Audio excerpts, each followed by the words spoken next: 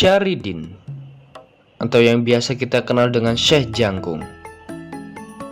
Beliau adalah syekh terkemuka penyebar agama Islam di tanah Jawa. Syahriddin adalah anak angkat dari Ki Ageng Kiringan dan Nyai Ageng Dewi Limaran, serta memiliki saudara tiri laki-laki bernama Ki Branjung.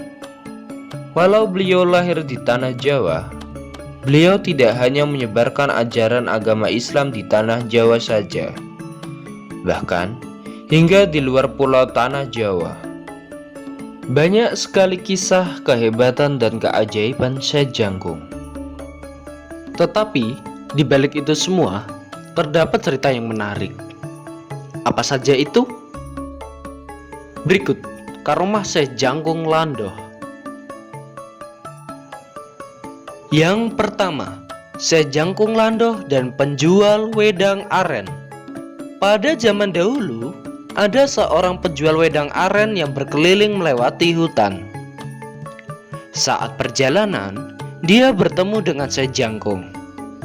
Dengan inisiatifnya, dia menawarkan wedang arennya. Syekh Jangkung yang sedang bekerja di hutan, dia pun merasa tertarik akan tawarannya. Karena Syekh Jangkung mengira ditawarkan secara gratis. Syekh Jangkung pun mau meminum dan menghabiskan wedangnya. Setelah habis, penjual wedang aren meminta bayaran kepada Syekh Jangkung. Syekh Jangkung yang tak memiliki uang pun berterus terang karena mengira itu adalah gratis. Sang penjual pun lemas mendengar ucapan Syekh Jangkung. Akhirnya, si penjual pun pulang dan menganggap itu adalah sedekah.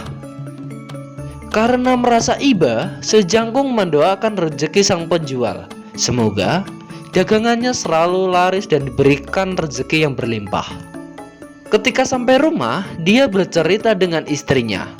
Sang istri pun menenangkan dan mau mencuci wadah wedangnya. Sang istri terkejut karena ada harta yang keluar dari wadah wedang aren yang kosong. Bersedekahlah, maka doa dari mereka akan selalu membawa kebaikan padamu. 2. Syekh Jangkung Landoh dan Pangeran Kudus. Suatu ketika, Syekh Jangkung pernah mondok ke pondokan Pangeran Kudus. Di sana, Syekh Jangkung berteman dan melaksanakan kegiatan sama halnya dengan para santri, seperti makan, antri berwudu, membaca Quran. Hingga suatu ketika para senior santri meminta pertolongan kepada Syekh Jangkung untuk menguras bak mandi para santri. Karena tak ada alat untuk menguras dan hanya ada keranjang, Syekh Jangkung dengan ajaib menguras bak mandi santri sehingga membuat keheranan para santri. Selain itu, Syekh Jangkung juga pernah berdebat dengan Pangeran Kudus. Syekh Jangkung pernah mengucapkan bahwa setiap air pasti ada ikannya. Pernyataan tersebut membuat Pangeran Kudus bertanya, apakah di dalam kelapa tersebut ada ikannya? Karena tidak percaya, kelapa tersebut pun dibelah dan didapati sebuah ikan di dalamnya, sehingga membuat para warga dan santri setempat heboh. Tidak ada yang tidak mungkin bila Allah berkehendak. 3. Syekh Jangkung Landoh tirakat ngerombang.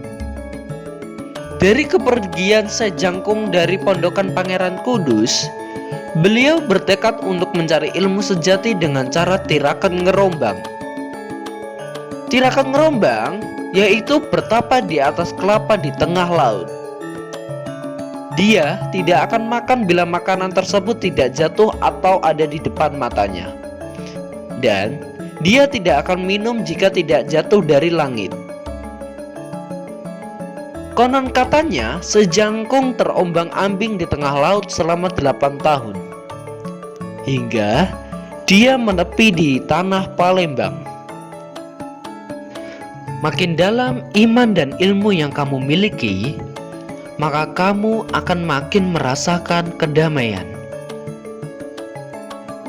4. Syekh Jangkung Lando dan Kesultanan Palembang. Mendengar Syekh Jangkung menebiti tanah Palembang, Sultan Palembang pun meminta pertolongan Syekh Jangkung untuk menyembuhkan rakyat Palembang. Karena di tanah Palembang bertepatan dengan wabah pagebluk yang membuat warga Palembang sakit dan meninggal. Dengan dibantu oleh Syekh Maulana Maghribi, beliau dan Syekh Maulana Maghribi menolong dan mengobati para warga. Dengan ikhtiar dan doa, warga Palembang pun kembali pulih dan sehat.